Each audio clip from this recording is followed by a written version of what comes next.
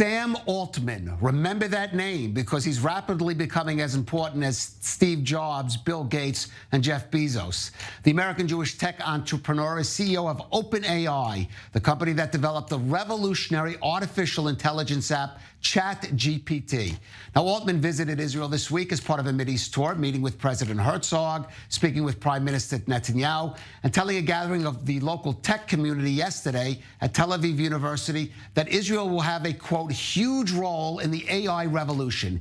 Here are some of his comments on the concerns that many have about AI. Most troublesome part of our jobs is that we have to balance this incredible promise and this technology that I think humans really need. And we can talk about why in a second, with confronting these very serious risks. Why to build it?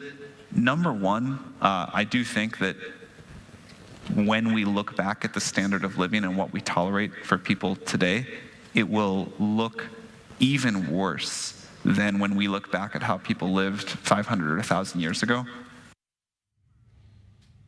And joining us now is a member of the tech community here who was at that meeting in Tel Aviv University yesterday, Tomer Gal, founder and CEO at Optimizer Ltd, and an AI expert. Tomer, thanks for joining us. First of all, let me ask you, Sam Altman, Israel's going to have a huge impact. Was he just being polite to his hosts? Or is Israel, the startup nation, going to be a huge part of that AI revolution? My opinion, I think it's a mix of two things. Some is right and some is wrong, meaning we do have many things happening right now which put us in a very good position for this AI revolution. One of the things is the fact that NVIDIA is here in Israel. NVIDIA bought Mellanox, and NVIDIA is going to start the supercomputer, which is the ranked 6th in the world. And its name is Israel One. Right. So, let's explain. NVIDIA is a U.S.-based company that bought a local Israeli company, Mellanox, took it over. So there's an NVIDIA branch in Israel, which they're investing hugely in now, working on, I guess, more of what we think of maybe even as hardware of this AI. Exactly. They're working on the hardware, on the GPUs, which is the compute engine behind what is called artificial neural networks. And there is the communication between these GPUs anyway, so they're going to build this huge supercomputer, the strongest, of course, in Israel, and like I said, the 6th in the world. Now, of course, it will help to promote the ecosystem, but this ecosystem needs to be evolved beyond the power of a single company. It needs to be evolved also from the power of the government. And with this, I agree with Dror Bin, the CEO of the Israel Innovation Authority. He's concerned because he doesn't see enough funds coming to support the high-tech community. And it's good to be concerned if you see that things are not going as well as you would like them to be. Why isn't more funds coming to that community? Because usually we're used to a big investment in the Israeli tech community, and certainly in other areas. There are two reasons here. One, of course, the economy situation right now, which is more challenging for many companies. Sure. So this is one thing. The second thing is the funding that the Israel Innovation Authority receives. Right now, it was reduced from 1.5 billion shekels to 1.4 billion shekels. So it was reduced. And a thing to remember, which is very important about these large language models like ChatGPT, you need enormous compute power to train them.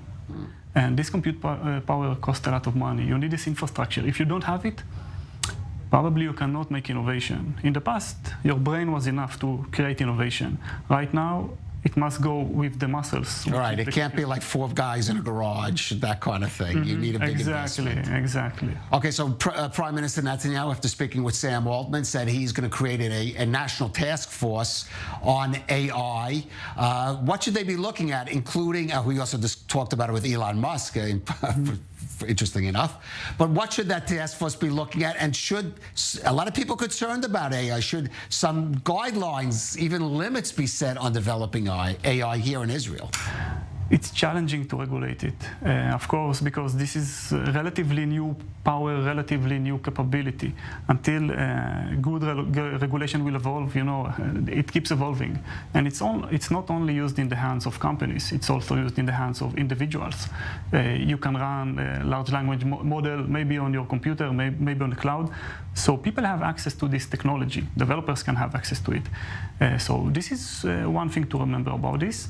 On the other hand, about Benjamin Netanyahu and all of these current talks, it sounds like it's a little too late. I mean, it's good to have it. It's good to promote all of this, but do we really need to wait to speak with Elon Musk? Do we really need to wait to speak with Sam Altman to decide that we are promoting this? I think it should be in much bigger focus, also for the government. Right.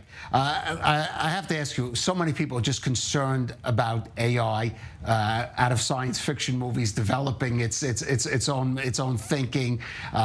Israel, of course, some of that's going to be used with defense technology. How real are those concerns? It's very real. It's like no doubt about it.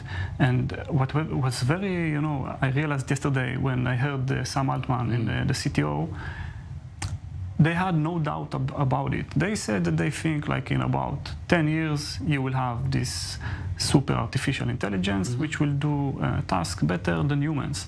And he said that this is a short time for society to be able to adapt, because what happens if people lose their jobs? Yes. Sure. Well, kids don't have to learn in school anymore because they have ChatGPT to write all their papers. About this, he actually said that they see the opposite thing. They see that this tool gives you the capability to learn much better and much faster. And they gave the example of the chess game. They said that people cannot compete with AI in chess games. And it didn't make them, stop playing chess. Right. And they use the computers to be able to train faster. So they achieve much higher levels. Interesting. Versus if they didn't have it. Well, so humanity will have to, the challenge of AI will have to focus humanity on developing its own thinking skills. Well, let's hope that is the case. Tomer Gal of Optimizer Ltd. Thank you for joining us on the Rundown. Thank you.